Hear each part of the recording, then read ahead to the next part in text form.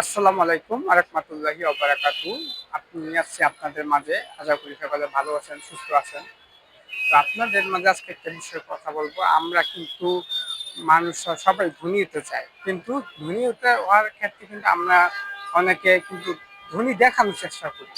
ঠিক আছে? আমার কাছে দামি ফোন থাকলে মানুষ আমাকে ভ্যালু দিবে, দামি পোশাক পরলে আমাকে ভ্যালু দিবে, দামি গাড়ি করলে আমার ভ্যালু দিবে, ভালো একটা খেলাতে থাকলে ভ্যালু দিবে। এই বিষয়ে আমরা কিন্তু সচরাচর করে থাকি। যেটা কিন্তু আমরা ধনী না, বরং সেটা আমাদের জন্য একটা লাইবিলিটি, যেটা খরচের দায় পড়ে যায়। এবং আমরা ধনী না, বরং আমরা আমাদের নিজেকে আরো গরিবের দিকে নিয়ে যাই, যে ঋণের দায় নিয়ে আসি। ঠিক আছে? যেমন ধরেন অমুক একটা গাড়ি কিনছে, আমার গাড়ি লাগবে, অমুক একটা ভাই ব্র্যান্ডের মোবাইল চালায়, আমারও ব্র্যান্ডের মোবাইল চালাইতে হবে। এই কাজটা বেশিরভাগ কারা করে? মধ্যবিত্তরা করে। মধ্যবিত্তরা করার কারণে তারা আর কি সহজে আগাতে পারে না, সারা জীবন ইএমআই এর চাপে পড়ে থাকে। ধনী হতে হলে আপনাকে টাকা সঞ্চয় করতে হবে, ওই টাকাটাকে বিনিয়োগ করতে হবে, সঠিক জায়গায় সঠিকভাবে বিনিয়োগ করতে হবে, স্কিলের পিছনে দিতে হবে। আপনি সেটা না করেন তাহলে আপনি কিন্তু আগাতে পারবেন না। তাহলে এই বিষয়টা মাস্ট বি জরুরি, যে আমরা অনেক সময় কেন যে প্রয়োজন না আরেকজনকে দেখানোর জন্য আমরা এটা করে থাকি, যেটা কিন্তু খুব বড় একটা নেগেটিভ দিক। ঠিক আছে? যারা ধনী ব্যক্তিরা সব তারা কিন্তু অযথা কোনো খরচ করে না, যাতে প্রয়োজন সেটার জন্য খরচ করে, আর বাকিটাগুলো ইনভেস্ট করে।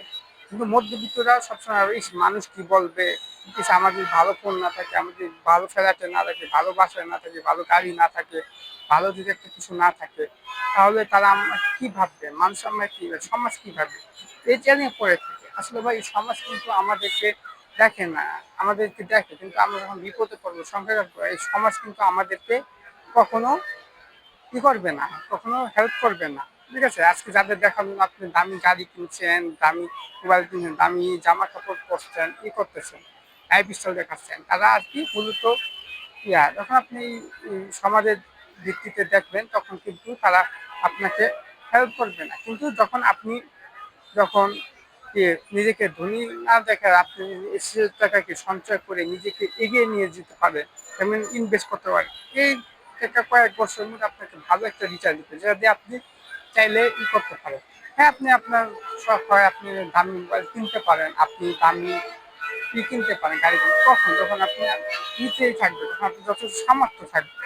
আপনার যদি সামর্থ্য লাগে, সামর্থ্য বেড়ে কিনে দরকার। যেমন ধরেন আপনার আইফোন 1 লাখ টাকা একটা, আপনার 3-4 লাখ টাকা থাকলে আইফোন 1 লাখ টাকা কিনতেই পারেন।